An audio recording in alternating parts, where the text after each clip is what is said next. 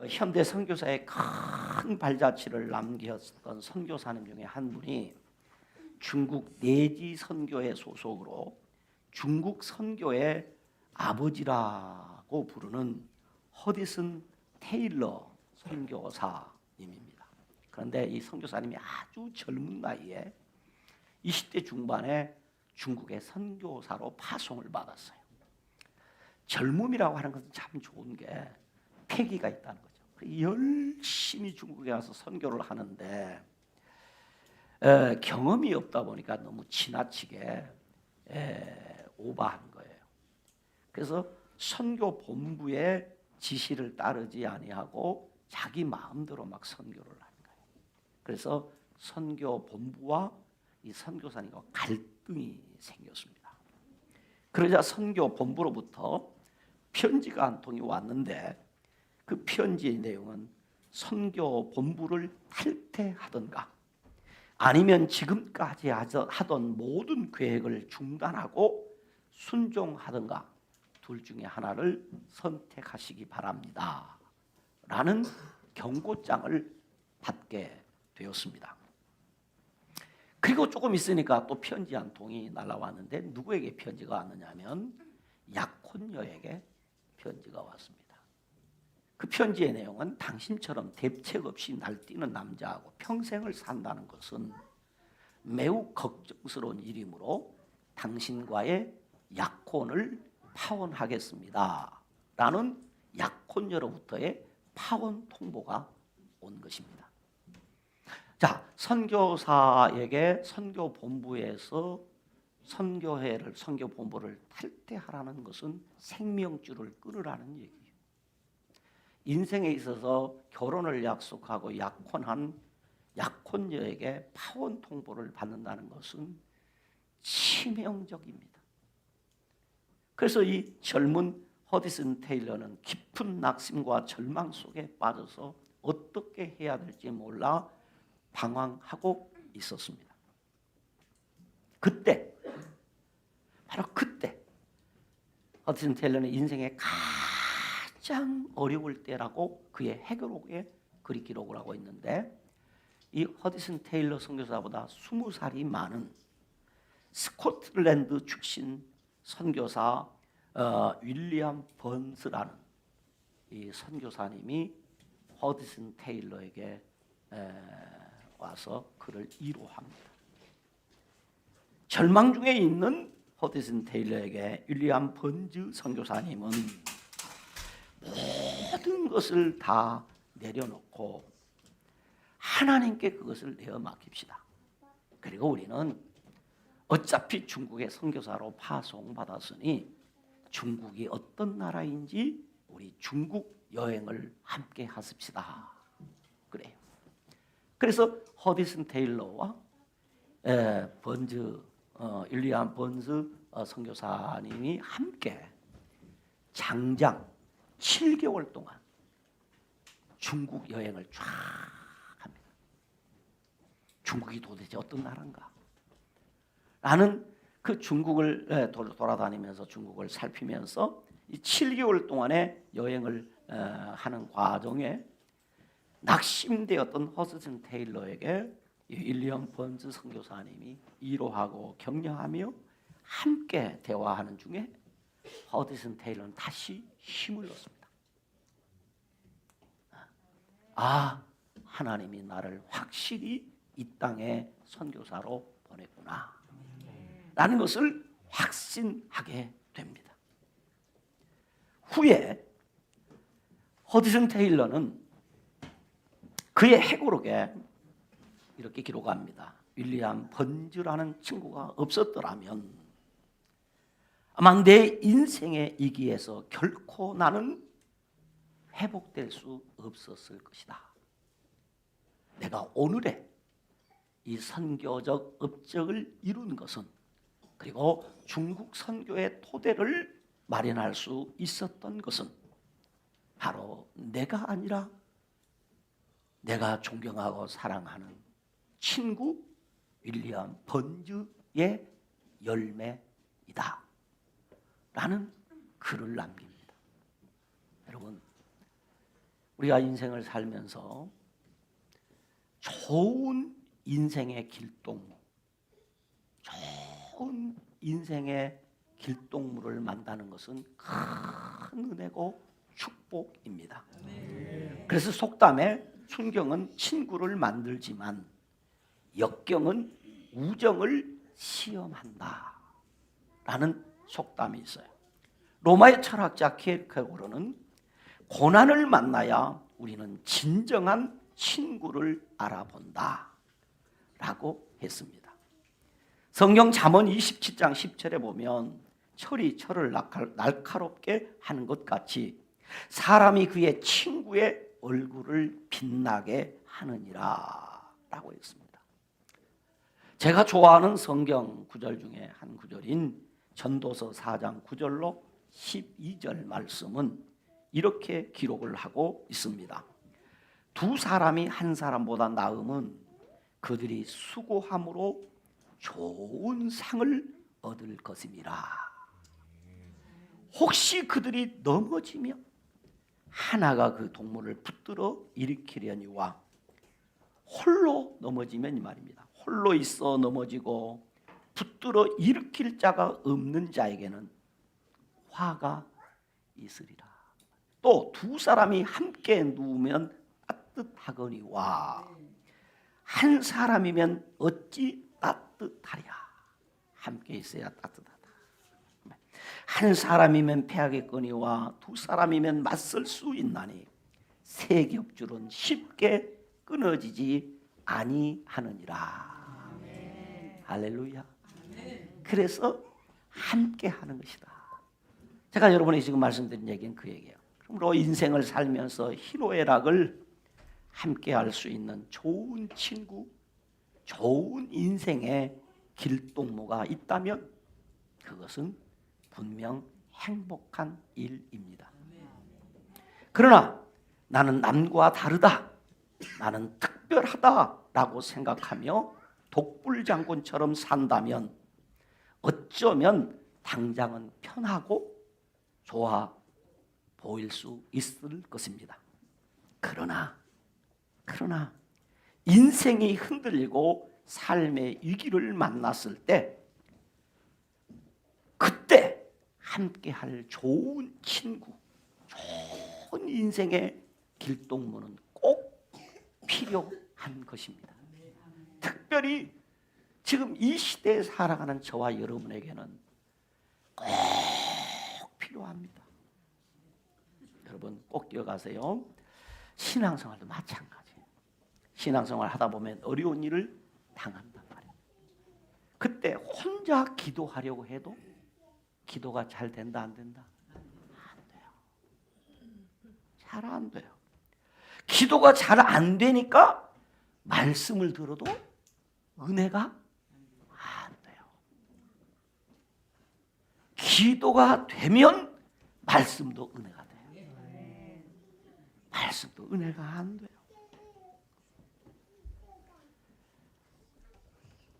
그때 기도가 안 될 그때 함께 기도하고 함께 말씀을 나눌 수 있는 아름다운 신앙의 친구, 곧 신앙의 길동무가 필요하다. 그 신앙의 길동무와 함께 기도하고 함께 말씀을 읽고 나누다 보면 어려움은 극복되고 신앙은 회복되고 이제보다 더 건강한 신앙생활을 하게 되는 것입니다. 그래서 오늘 우리에게 아름다운 신앙의 길동무가 필요하다. 오늘 우리가 읽은 본문 다니엘서를 보면 이 다니엘서에 깊게 흐르고 있는 내용 중에 하나가 아름다운 신앙의 길동무 네 사람 이야기입니다. 이 아름다운 신앙의 길동무는 어떤 사람인가 하는 거죠. 이 아름다운 신앙의 길동무들에게 어려운 일이 생겼어요. 참으로 이들이 감당할 수 없는 큰 어려운 일이 생겼어요. BC 605년경 당시 세계 최대 강대국인 바벨론 나라의 느부갓네살 대왕이 병사들을 이끌고 예루살렘을 침략해 와서 예루살렘 성을 포위하고 있습니다. 역사적 이야기입니다. 실제적 이야기입니다. 그리고 예루살렘 성에 국보급 보물들이죠. 성전 기명들을 모두 빼앗아 갔습니다. 성전 기명만 빼앗아 간 것이 아니라 이스라엘 왕족들과 귀족들의 자녀들 가운데서 몸이 건강하고 용모가 뛰어나고 아주 지혜롭고 통찰력 있고 모든 면에 탁월한 그 자녀들, 어린 자녀들입니다. 왜? 이 사람들은 다음 세대의 이스라엘 나라의 지도자들이 될 사람들이에요. 그런 인물들이란 말이에요. 그 사람들을, 이 어린 소녀들을 모두 포로로 잡아갔습니다. 그리고 이 바벨론 나라, 우리 성경에는 갈대아라고 하는 말, 일반적인 표현들을 하지요. 그 갈대아 나라, 바벨론입니다. 이 바벨론 나라의 방식으로 이름을 다 바꿔버렸습니다. 다니엘과 하나냐와 미사엘과 아사라, 요 네 사람 이야기가 나오는데, 물론 요 네 사람만 잡아간 게 아니에요. 더 많은 사람이 잡혀갔어요. 갔는데 그 사람들 중에 이 다니엘과 세 친구, 우리가 잘 기억하고 있는 대로 다니엘과 사드락과 메삭과 아벳느고, 이 수간 이름을 하면 이것은 사드락, 메삭, 아벳느고라는 말은 바벨론식 이름입니다. 오늘 이스라엘식 이름은 그렇지 않아요. 다니엘, 하나냐, 미사엘, 아샤라. 이 다니엘만 우리 성경에서 이 히브리식 이름을 쓰는 이유는 다니엘을 누가 기록했다? 다니엘의 기록했어요. 자기 이름은 히브리식으로 쓴 거야. 이 세 사람이 어떻게 했느냐? 신앙의 길동문을 삼았어요. 많은 사람 중에 이 네 사람이 신앙의 길동문을 딱 삼아서 힘을 모았다 이 말이에요. 여러분은 우리 성도들, 많은 성도들 가운데서 다 길동무가 되면 좋겠는데 그렇게 안 되잖아. 그러면 같은 그 성도들 가운데서도 세 사람, 네 사람이 함께 뭘 해야 된다? 신앙의 길동무를 삼아야 된다 그 말이에요. 삼아. 이래서 이 사람들이 신앙의 길동무를 삼을 수밖에 없는 이유는 뭐냐면 바벨론의 포로로 잡혀갔으니 그들은 아무 힘이 없습니다. 그랬더니 이름 바꿔버립니다. 내 이름을 내 허락도 안 받고, 물론 내 이름을 지을 때 내 허락받고 지은 것은 아니지만 우리 부모님이 지어준 이름이지만 허락 없이 이름을 바꿔버린 거예요. 이름만 바꾸면 괜찮은데 그들의 말을 바꿔버립니다. 3년 동안 바벨론어를 배웁니다. 3년 동안 바벨론 문화를 배웁니다. 정치를 배웁니다. 경제를 배웁니다. 그냥 완전히 히브리인을 바벨론인화해버립니다. 일본이 우리를 침략해서 우리도, 우리나라 옛날 일제시대에 우리나라 어른들도 이름 다 바꿨잖아요. 그렇듯이 완전히 바벨론화해버려요. 그러므로 이 포로들에게는 도저히 자신의 힘으로 감당할 수 없는 큰 어려움이 온 거예요. 그 외에도 이들에게 어려움은 수도 없이 많습니다. 바벨론 나라에서 먹는 음식을 먹어야 됩니다. 그러니까 바벨론에 가서 완전히 바벨론화를 시켜버립니다. 그런데 지금 이 히브리 네 소년들은 그럴 수 없는 것이에요. 왜? 나는 바벨론의 포로로 잡혀왔지만은 누구다? 히브리인이다. 제사장 나라 거룩한 백성이다. 그러므로 나는 그럴 수 없는 것이 있다 이 말이에요. 다니엘 3장에 가보면 금신상을 만들어 놓고 그 금신상 앞에 절을 하라. 그럴 수가 없는 거예요. 이 어려움, 이 위기를 어떻게 할 것이냐. 기도를 못하게 합니다. 30일 동안은 누구도 왕의 이름을 불러 기도하지 마라. 30일 동안 기도하지 마라. 이 말은 하나님의 사람, 히브리 사람들은 뭐 하라? 죽어라. 그런 말이에요. 죽어라. 못합니다. 이런 큰 어려움, 어느 것 하나 쉬운 일은 없습니다. 어느 것 하나 감당할 수 없는 그런 큰 어려움이 이 4명의 신앙의 아름다운 길동무들에게 찾아왔어요. 이때 이들은 어떻게 했느냐? 이때 이들은 어떻게 했느냐? 이 아름다운 신앙의 길동무들은 함께 힘을 모았습니다. 다니엘과 세 친구는 포로로 잡혀간 사람, 포로로 함께 끌려간 사람이 여러 사람이 있었지만 그 사람 중에 이 다니엘과 3명의 친구들은 함께 아름다운 신앙의 길동무가 되어 뜻을 정했습니다. 마음을 모았습니다. 그러므로 어려울 때일수록 힘을 모으는 것이 중요합니다. 그래서 우리에게 신앙의 길동무가 필요하다. 어떻게 힘을 모았느냐? 이 다니엘과 세 친구들, 이 4명의 이 아름다운 신앙의 길동무들은 말씀으로 힘을 모았어요.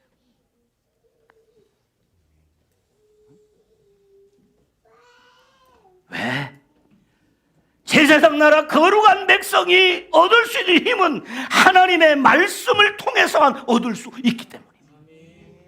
그래서 1장 8절에 보면 다니엘은 뜻을 정하여 왕의 음식과 그가 마시는 포도주로 자기를 더럽히지 아니하리라. 여기 뜻을 정했다는 말은 마음을 견고히 했다, 마음을 고정했다, 마음을 굳혔다, 마음을 확정했다, 그런 뜻인데 곧 하나님과의 믿음을 깨뜨리기보다는 차라리 왕의 명령에 불복종함으로써 필연적으로 뒤따르게 될 불이익과 불명예스럽게 왕립학교에서 추방되는 위협이 있다고 할지라도 기꺼이 나는 그것을 선택하겠다는 결정을 했다.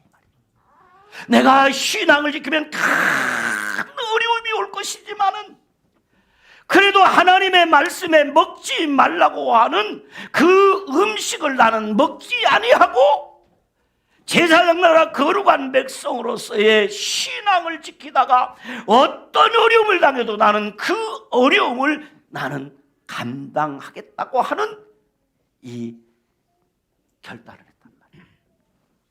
그러니까 뜻을 정했다는 이야기는 하나님의 말씀을 지켜 살겠다는데 이 4명의 친구는 힘을 모았어요.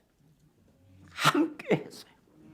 자, 바벨론에 끌려간 많은 그 왕족과 귀족 가운데 왕의 진미를 먹는 사람이 있었다 없었다? 여러분, 있었을까요 없었을까요? 왕족들 가운데, 귀족들 가운데 왕의 진미를 아무렇지 않게 받아먹는 거예요. 그때 이 다니엘과 세 친구들이 우리는 하나님의 말씀을 지켜서 왕의 진미를 먹지 맙시다. 금신상에게 절하지 맙시다. 왜? 거기에 잡혀온 다른 귀족들, 왕족들 중에 느부갓네살 대왕의 금신상 앞에 넙죽 엎드려 절하는 사람이 있었다는 거예요. 그런데 9장 2절에 보니까 이렇게 기록해요. 다니엘이 책을 통하여 여호와의 말씀으로 선지자 예레미야에게 알려주신 그 연수를 깨달았나니 곧 예루살렘의 황폐함이 70년 안에 그치리라 하신 것이라. 예레미야 선지자가 전하던 말씀을 지금 다니엘과 그 친구들이 알았어요. 야, 하나님의 말씀이 이것은 아니라고 말씀하는데 우리가 그럴 수가 없지 않느냐? 그러니 우리 함께 이 신앙을 지켜내자 하고 말씀을 붙들고 힘을 모았어요. 할렐루야. 두 번째는 이 아름다운 신앙의 길동무들은 기도로 힘을 모았습니다. 늘 말씀드리지만 말씀하면서 기도 안 하면 힘이 없어요. 반드시 말씀과 함께 뭐가 있어야 된다? 기도가 있어야 된다. 오늘 본문으로 택하여 읽은 2장 17절 18절 말씀은 바벨론의 느부갓네살이 꿈을 꿨습니다.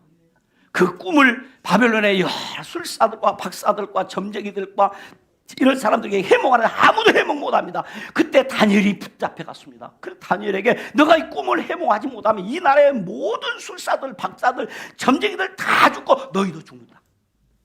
다시 말하면 바벨론의 포로로 끌려온 수많은 나라의 여러 젊은 청년들이, 이 청소년들이 다 죽게 된 거죠.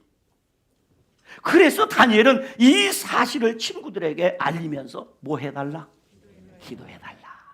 다니엘서 6장 10절에 보면 다니엘이 자기 집 입방에 올라가서 예루살렘을 향한 창문을 열고 전에 하던 대로 하루에 3번씩 무릎 꿇고 기도했다. 이게 무슨 얘기냐? 다니엘이 기도합니다. 그래서 늘 기도하니 하나님이 다니엘의 큰 은혜와 지혜와 능력을 주셨어요. 그런데 이를 시기하는 총리들과 고관들 때문에 다니엘이 죽게 됐어요. 그때 다니엘만이 아니라 다니엘의 그 세 친구, 신앙의 아름다운 길동무들이 보이지 아니하는 곳에 기도로 구원하고 있습니다. 오직 지금 기도를 그만해서 딱 한 사람, 다니엘 한 사람만을 잡기 위한 맞춤형 금령입니다. 다니엘 너 기도하면 죽어. 그런데 다니엘은 느부갓네살왕이나 다리오 왕이나 벨사살 왕이 아니라 사람 왕이 아니라 만왕의 왕이신 하나님 그분을 상대하고 하나님께 기도한 거예요. 그랬더니 사자굴 속에 들어가니까 사자들까지 은혜를 입어갖고 사자들이 그날 금식기도 하는 날이었다. 여러분, 하나님이 정말 내 인생의 주인이시고 하나님이 만왕의 왕이시고 하나님이 만주의 주가 되심을 믿으십니까? 그렇다면 우리는 기도하여 힘을 공급받아야 합니다. 이 4명의 친구들은 하나님 앞에 기도함으로 힘을 모았습니다. 아름다운 신앙의 길동무들은 하나님의 약속의 말씀을 읽고 금식하며 베옷을 입고 죄를 덮어쓰고 백성들의 죄를 자복하며 하나님의 언약을 지키기 위해서 하나님께 기도하고 또 기도했습니다. 그렇습니다. 함께 기도할 수 있는 사람, 함께 말씀을 나눌 수 있는 사람, 이 사람이 오늘 저와 여러분에게도 필요합니까? 귀찮습니까? 필요합니까? 누구에게도 말할 수 없는 이 답답한 마음을 털어놓고 내가 이야기할 수 있는 그런 신앙의 길동 말이죠. 하나님의 말씀을 읽고 그 하나님의 말씀을 깨닫고 하나님의 말씀을 통해 받은 은혜를 함께 나눌 수 있는 그런 아름다운 신앙의 길동 말입니다. 내가 힘들 때, 어려울 때, 괴로울 때, 낙심될 때 내 문제를 꺼내놓고 함께 기도할 수 있는 아름다운 신앙의 길동무 말입니다. 그래서 우리 예수님께서도 길동무 2-3사람이 모여 함께 기도하는 곳에 나도 너의 길동무가 되어주겠다 그랬어요. 3번째입니다. 이 아름다운 신앙의 길동무들은 생명을 살리는 일에 힘을 모았어요. 말씀으로 힘을 모았어요. 기도로 힘을 모았어요. 생명을 살리는 일에 힘을 모았어요. 다니엘과 세 친구는 생명을 얻는 길이 무엇인지를 알았습니다. 그리고 생명을 살리는 방법이 무엇인지를 알았습니다. 하나님은 나를 죽이기도 하고 살리기도 하며 상하기도 하며 낫게도 한다고 말씀하셨어요. 하나님은 우리 사람을 죽이기도 하고 살리기도 하고 하나님은 우리 생명을 상하게도 하고 낫게도 하십니다. 여러분, 다 죽는다고 말해도 하나님이 살려주시면 삽니다. 다니엘과 그 친구들은 그걸 알았어요. 하나는 말합니다. 여호와는 죽이기도 하시고 살리기도 하시며 수월에 내리게도 하시고 거기에 올리기도 하시는도다. 여호와는 가난하게도 하시고 여호와는 부하게도 하시고 여호와는 잘되게도 하시고 여호와는 높여주기도 하시고 여호와는 내려주기도 하시다. 여러분, 내가 착같이 살려고 해도 하나님이 살려주시면 사는 것이고요, 하나님이 거두가면 가는 거예요. 다니엘과 그 친구는 알았어요. 그렇다면 그렇다면 하나님이 생명을 살리고 죽이는 것이니까 여기에 힘을 모으자. 살리는 일에 힘을 모았어요. 왕의 진미가 아니라 물과 채소를 먹고 11회 비교해 봐라. 이건 여러분 함부로 할 수 있는 이야기 아니에요. 먹은 건 거예요. 그랬더니 11회 보니까 살진 고기 온갖 진미를 마음껏 먹고 산 사람보다 얼굴색이 훨씬 좋았더라. 금신상에 절하지 않으면 다 죽는다. 맹렬히 타는 풀물 속에 집어넣는다. 그래? 풀물 속에서도 살리시는 하나님이 계시다. 그래서 금신상에 절 안 하는 거예요. 생명을 살리고 죽이는 것은 누구에게 있다? 하나님께 있다. 기도하면 사자구리들아 죽는다. 어이? 사자가 사람을 물어뜯고 먹지만은 하나님이 사자의 입을 봉하신다는 사실을 모르는 거예요. 그러나 다니엘과 그 친구들은 알았어요. 그러니까 죽는 길을 선택했더니 사는 길이 열렸어요. 할렐루야. 왕의 꿈을 해몽하지 못하면 바벨론의 모든 마술사와 수술과 점쟁이가 다 죽는다. 허이! 하나님이 다니엘을 높이기 위해서 다니엘과 세 친구를 높이기 위한 하나님의 방법인 것을 다니엘과 그 친구들은 알았어요. 여러분, 어려운 문제가 생기면 야 큰일 났구나. 아니요. 그 어려운 문제를 통해서 우리 하나님 우리를 높이십니다. 우리를 사용하십니다. 그렇습니다. 다니엘과 그 친구들은 아름다운 신앙의 길동무가 되어서 말씀으로 힘을 모으고 기도로 힘을 모으고 생명을 살리는 일에 힘을 모았습니다. 이 설교를 듣는 중에 여러분 마음속에 그렇구나 하고 깨닫으신 분은 은혜가 있는 분이고 뭔 얘기인지 모르겠다 하시면 참 답답한 분이에요. 그렇죠? 가만히 듣다 보니까 이건 꼭 우리 알고 지금 하고 있는 뭐가 있다? 그렇지요. 우리 알고 계서 하는 그 세겹줄 신앙운동이 무슨 운동입니까? 말씀운동, 기도운동, 한영혼 사랑.